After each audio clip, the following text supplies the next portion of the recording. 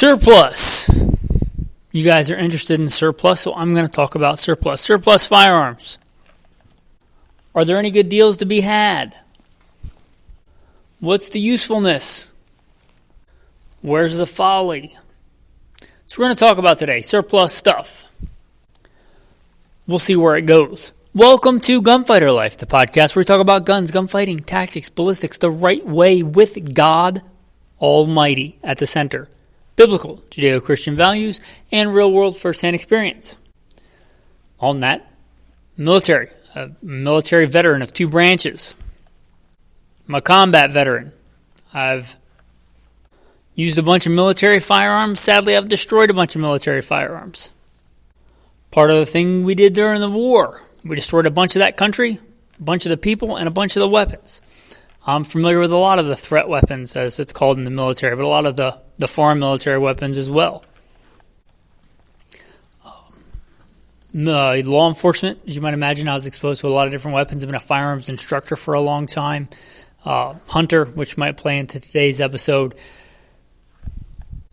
Competition shooter. All that will probably play into my opinions and thoughts on this topic. With that, surplus. Mil-Surp, generally. Military surplus. Now, I'm going to break some hearts here probably, but the golden days of military surplus, guys, they're gone. Like, that was when I was growing up, when you could get, an SKS off the rack for under $100. And $100 then bought a lot more than $100 does today, thanks to inflation and COVID and, interest rates and all kinds of stuff. But it was still cheap. Just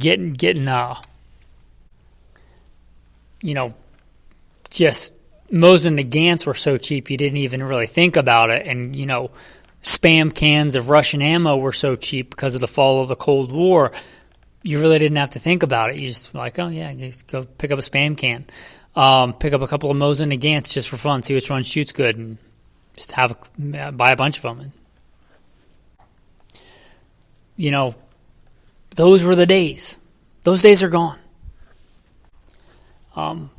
Because of a little thing we call in the United States here the ATF, right? Who are here to save you from scary guns that you can't have, right? We can't have machine guns. And the way I believe the law reads is anything that was once a machine gun is always a machine gun. Which means anything that was created to be full auto is always full auto. Even if it was converted to be semi-auto, we can't have those here. Which means that really, with some exceptions, the last legit military firearm, as far as not the last one's imported, but the last most modern ones that we can have here is the SKS. It's a semi-automatic, full military Mil-Surp firearm. The things we call AKs today, as somebody that's dealt with a lot of real AKs, they're not AKs. Unless it's an actual war bring-back full auto stamped, and by that I mean tax stamp as a full auto, $60,000 or so AK, it's not an AK. It's not Mil-Surp. If you're going to be a purist about it, if you get a bunch of parts from different countries and slap them on a receiver that was never an AK-47 or an AKM, most of the AKs aren't even AKs, they're AKMs to get in a rabbit hole, but it's not an AK. It's not a military surplus firearm by definition. It's just a gun that looks like an actual AK-47, but it's not. An AK-47 is a submachine gun.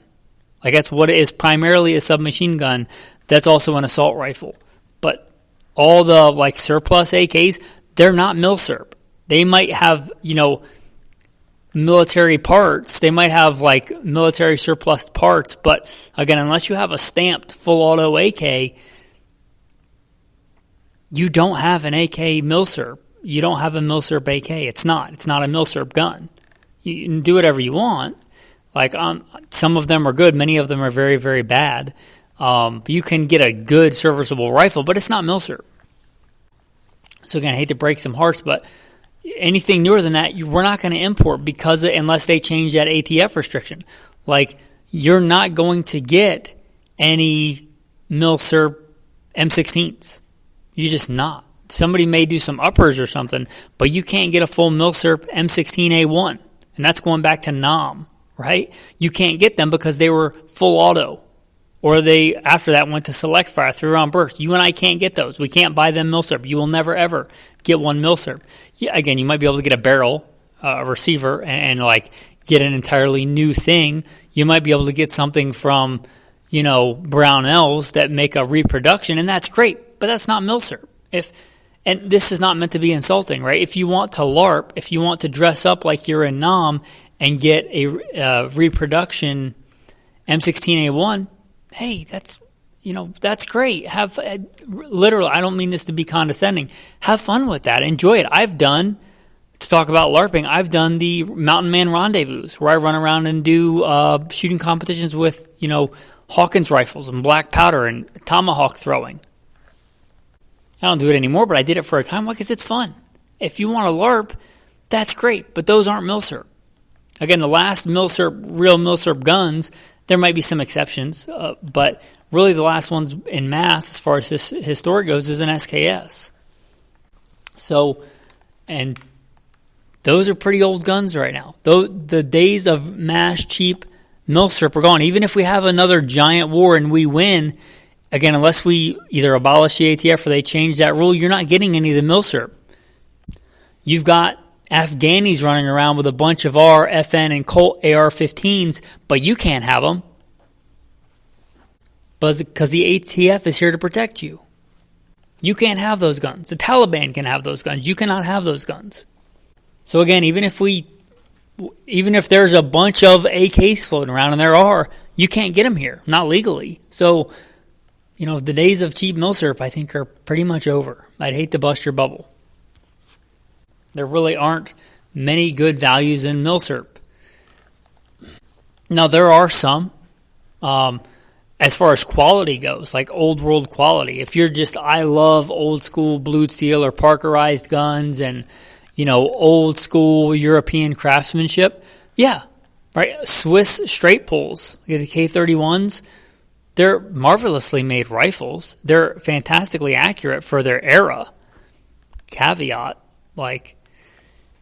if you want a good accurate bolt-action rifle, you can get one nowadays in Cerakote that is going to outshoot those guns.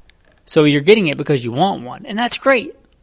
But as far as a price and that's probably one of the best values I know of, is the Swiss K series rifles. Those are fantastically made rifles. They're cheap Mil-Surp, but they're not cheap compared to a modern bolt-action rifle that you can get that's in every practical way going to be better, right? So I love M1 Garands and M14s. You can't. And I've used both. I've used actual M14s, and I've used Springfield M1As. A Springfield M1A is not a Mil-Surp gun. It's not a military gun. It's never been a military gun. It is a reproduction. And it's not even a legit reproduction because it's got a cast receiver. Like the Springfields have a cast receiver. It's not even a forged receiver. That's a major difference. I'm not saying they're bad guns. They're okay guns. They're okay semi-auto, reproductions of an M14. But as somebody that's using an actual M14, it's not an M14. You can't get an M14, again, unless you get like a stamped, what are those, several tens of thousands of dollars, one of the few legal M14s. You don't have an M14. It's not a Mil-Surp gun. It's a gun that looks like a military gun, but there's lots of guns that look like military guns. By that measure, any AR-15 is kind of Mil-Surp, right? Because it's kind of based on a military gun, but that doesn't make it Mil-Surp. So we're getting back to, you can get an M1 Garand. M1 Garands are great guns. They're still plenty deadly. And I like them. Historically, they're fantastic. And if you're getting those for historic reasons, what does the value matter? You're going to pay what they cost. But a good M1 Garand, that's especially in decent shape with matching serial numbers, that's going to run you a pretty penny. Well, as far as a practical standpoint, you can get several good brand new AR-15s, and if you're like, 223 is a poodle shooting caliber, it's only fit for prepubescent girls. No real man would ever shoot a 223. Okay, well, if that's you, then get an AR-10. You can get a brand new, good, very functional AR-10 cheaper than you're going to get a good, good condition original M1 Garand. It just is. So when you mean good, like again, the days of dirt cheap surplus, even Mosin Nagants I've seen for several $100s. And for several $100s, you can get a brand new bolt action rifle that is practically in every way better. I've shot plenty of Mosin Nagants. They're not bad rifles. I'm not going to call them, the tactical telephone pole. Like, they were good rifles for the day. They were good rifles for the 1890s and for the early part of the 20th century. Practically, they're not as good as pretty much any modern bolt action rifle. Hopefully, right? Hopefully we've learned something in 100 years making bolt action rifles. They're fine. They're great, but again, they're not $75 anymore. They're several $100s for a decent Mosin Nagant. Well, for several $100s, you can get a lot of other guns.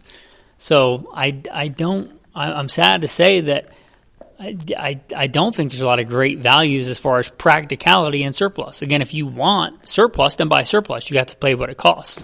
That's that's supply and demand. Right? Go try and find. They used to be dirt cheap, but go try and find a good condition, M1 carbine. Look at what a good, original Rockola or whatever M1 carbine costs. You can get a lot, I would say, better, more practical in almost every way, ballistically, reliably, any way than an M1 carbine. Do I like M1 carbines? Yeah, they actually still had some of those in the armory. I've actually used those. They're a cool gun, especially for the time. They're super light, but you can get lighter, better ballistic firearms today for way cheaper. I'm not saying it's a bad gun. They're a great gun, but they're not cheap anymore. So if we're talking value, it's just not there. Get one because you want one. Get one because they're super fun to shoot. Get one because they're a great part of history. Get one, because your grandfather killed Nazis with it in World War II. Get them for all those reasons, but don't pretend that it's a better value than many guns today. Just know why you're getting it. I'm not really big into military surplus anymore mostly because of that value thing, right? I'm a practical. I like guns for lots of reasons, right? But I mostly see them as practical tools. I'm a professional gunfighter, have been most of my adult life. Hence the name of the podcast. I'm currently a private security contractor. I work for the government. Like, I contract out to government agencies. Like, that's what I do. That's how I put food on the table, unless I'm killing it. Like hunting, which I also really love. But you get the idea. I see guns as useful tools, either put food on the table for my family or to protect not just myself and my family, but our way of life, our Christian Western culture as a whole, as a protector of that. And in any practical standpoint, there's really no Mil-Surp firearm that's going to be better than other options. I'm sorry to say that, but I'm not here to tell you what you want to hear. I'm here to tell you the truth. Again, if you want surplus firearms, man, get them and enjoy them. I'm not a big collector of like Mil-Surp firearms. I love them. I appreciate them. I love history. I really appreciate what the M1 Garand did for our nation. I really appreciate how wonderfully accurate and beautifully made a 1903 Springfield is. I really do. They're fantastic guns. I've shot, an old Luger. They're remarkably cool guns for as old as they are. I'm not going to carry one on duty. I'm not going to show up to work with a P08 Luger in my holster, right? Because I care about staying alive and keeping other people alive. So, man, I know you guys wanted content on like good value stuff, but I'm not gonna pee on you and tell you that it's raining. I'm at least gonna tell you I'm peeing on you. It's just those days are gone. Like I lived through the last of that era of like the end of the Cold War. And I mean, I didn't fully appreciate it. I probably should have just bought a case of SKSs when I had the money, but I didn't. And even if I had one, the most practical use I could think for though, yeah, you can still kill a deer with them, but for the same amount of money as those cost, I could get a brand new bolt gun that's better at killing deer. I could use them as a truck gun. They're a pretty decent truck gun, but I don't live in Canada, right? I can have better guns than an SKS for a truck gun. And even the poor Canadians can't even have a real SKS. They have to neuter theirs even more. But like, yeah, an SKS is still a decent truck gun or a trunk gun, but for that amount of money, what an SKS costs now, and I don't think they're overpriced. I think they cost what they're worth. $700-800 for a good one, $600-800. I can get a much more practical, better truck gun for $700-800. So again, and I like SKSs. They're super cool guns. They're super fun. They're reliable. But for what they cost now, they're not practical. And you could have made the case even 10 years ago, before the war with Ukraine, that they were still practical because you could get crates of, cheap Russian ammo, Cold War era ammo, still dirt cheap. But we can't do that now. Like, if you look at the cost of 7.62 by 39, it's not crazy expensive, but it's not the value it once was. You're not getting, giant Spam cans for so cheap you don't even think about it. Those days are gone. Now, if you're still sitting on, 20,000 rounds of that cheap surplus, my hat's off to you. You planned better than I did. But if that's not the case, again, that doesn't really make financial sense. You get 7.62 by 39 is a great intermediate cartridge. It is, but it's not any more practical today on today's market in America. I don't know where you live. Maybe, if you're listening to this in Bulgaria, it is, but I don't live in Bulgaria. I live in America. So, is it a cool round? Yeah. Is it still a very good effective round? Sure it is, but it's not super cost effective like it once was. So even a few years ago, you could have made the case, it's still practical to get an SKS or a Mosin Nagant because I can get Spam cans of ammo and shoot a ton. But that's not the case anymore. Can't really do that. And nor, can I say the same for really any surplus, like M1 carbine. That's not super cheap anymore. 30-06, well, an M1 Garand or some of the older, Springfield 1903s they're not meant to shoot full power 30-06. You can't just go, you're not supposed to just go buy full power 30-06. I'm not saying you can't get away with it, but you run the risk of damaging the firearm, which kind of defeats the purpose of collecting Mil-Surp, right? Because you can't be shooting like full powered 30-06. And 30-06 is not the cheapest. It's a good round. It's not overly expensive, but you're not buying cheap surplus 30-06, I don't think. I'm not really aware of any surplus firearms we can get in 308. There might be one, but, there's not a bunch of them, and they're not going to probably be cost effective. So, yeah, those days are kind of gone, sadly. I wish that wasn't true. I wish we were still importing, shipping containers full of SKSs every day, and they were adjusted for inflation, $150. But those days aren't here. I wish we were still getting Spam cans full of cheap, good 7.62 by 39 or 5.45 by 39. That'd be great, but we're not. Now, to put a silver lining on this, if you want to adjust your thinking of like Mil-Surp as to not actually Mil-Surp, but the idea of it, maybe the golden era of those kind of Mil-Surp things are gone, but we live in the golden age of like firearms availability. I grew up in the assault weapons ban. There's currently no federal assault weapons ban. You can buy magazines of more than 10 rounds, right? It wasn't that long ago. I'm not that old, right? In America, you could not buy a magazine of more than 10 rounds, not legally. For if you were a peasant, you couldn't do that. Now you can. You can't. There's not like shipping crates of cheap surplus magazines, but man, a PMag is better than any surplus magazine. You can get PMags for, $10, $12, $15, depending on where you find them. But come on. Like, that's a golden age. AR-15s, I'm not sponsored by Palmetto State Armory, but, man, they run some crazy deals on really good quality. Are they Daniel Defense? No. Are they a Colt? No. But, even a Colt for the price, they're not overly expensive. But a PSA, Palmetto State Armory, man, you're in the golden era of that. If you consider an AR-15, mil-spec-ish, you can get a kind of a military looking, right? It's not select fire, but you can get an M forgery all day long for ridiculously affordable money. Even when I was growing up, you know what a Colt H-bar cost? Crazy expensive compared to what, you can get a good AR-15 for today. So, yeah, you're living in the golden age of that. AR-10s, right? There are a lot of really good AR-10s. You're not going to probably get a cheap surplus Portuguese AR-10, but you can get a really good AR-10 or a military version of the AR-10 copy.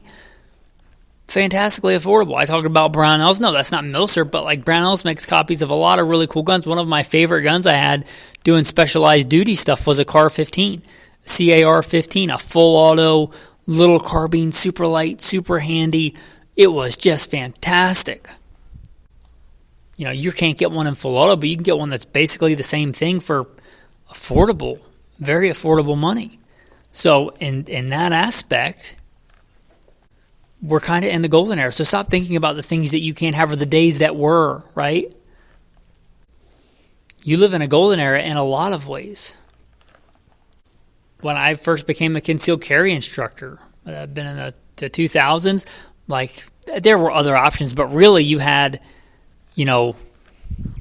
Smith & Wesson J-frames, Walther PPKs, right? There were the CAR with a K handguns, but there was very few carry handguns, and concealed carry permits were super hard to get. You know how many good used deals there are on good carry guns nowadays? There's so many. So in a lot of ways, you're in a golden era. I guess I didn't touch on handguns, right? I don't know if you probably could find, but you can get a really good Beretta 92. Maybe it's not a military surplus one, but you can get an exact copy of an M9. Fantastic gun. Maybe it's not Mil-Surp, but it's a good value. They're crazy good prices. Maybe it's not Mil-Surp, right? But you can get my go-to carry. I don't have the military copy. I have a single action only, which I think is better than the military. But I carry a SIG 226. You can get a SIG 226, new or used, for very, very good money for the quality of that firearm. So in that way, we're kind of in the golden era of guns and firearms and value. Maybe not Mil-Surp, but open your eyes. There's a lot of really cool stuff out there for good money. That's the mistake people made with Mil-Surp was that SKSs are $75 and they're always going to be $75 and who cares? They're some Russian import, nobody wants them. And then when they start to become valuable, we're like, oh man, I wish I lived in the days when they were cheap. But when they're cheap, nobody really appreciates them. So don't make that mistake today. When you can get a good AR-15 for well under $1,000. There may come a day where those things are worth their weight in gold. So have one or two or three or four really good go-to AR-15s. Because there may come a day where those aren't super affordable and you can't just order one. Where there's not just a special of the day and you can get one for $4.99 or whatever. Maybe, when you can get lowers, which is the regulated part, when you can get lowers for, under $100, maybe have several of those. Maybe you stop thinking about the things you can't have and enjoy the really good values that we have right now. So anyway, that's just, I guess, putting a silver lining on it. But with that, guys, I appreciate you. I appreciate all that you do. I try and give it to you straight here. Your tactical tip of the day. I know Mil-Surp is a big thing, but there's also law enforcement surplus. Some departments, not all. A lot of departments sadly destroy guns, but some departments surplus their guns. So look for law enforcement trade and stuff. Sometimes it's a great value, sometimes not so much, but you can look there too. That's also surplus, even though it's not Mil-Surp, right? Your tactical verse of the day. Let's do a classic. Let's do Psalm 23. The Lord is my shepherd, I shall not want. He makes me lie down in green pastures. He leads me beside still waters. He restores my soul. He leads me in the paths of righteousness for his name's sake. Yea, though I walk through the valley of the shadow of death, I will fear no evil, for you are with me. Your rod and your staff, they comfort me. You prepare a table before me in the presence of my enemies. You anoint my head with oil. My cup runs over. Surely goodness and mercy shall follow me all the days of my life, and I will dwell in the house of the Lord forever.